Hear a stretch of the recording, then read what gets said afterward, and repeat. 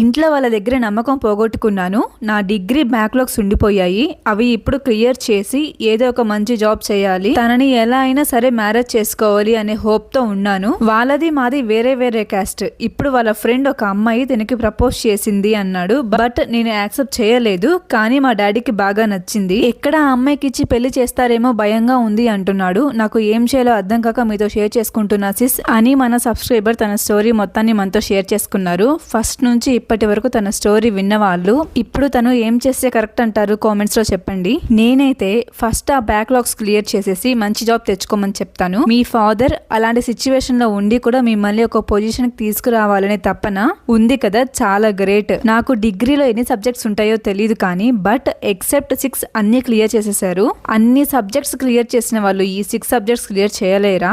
ఒక్కసారి గట్టిగా ట్రై చేసి ఈ 6 కూడా కంప్లీట్ చేసేయండి. మీరు కానీ ఇంకొంచెం గట్టిగా ట్రై చేస్తే మంచి జాబ్ కూడా వచ్చేస్తుంది. అప్పుడు మీ డ్రీమ్స్ అన్ని నెరవేరుతాయి. మీ ఫాదర్ కూడా హ్యాపీగా ఫీల్ అవుతారు.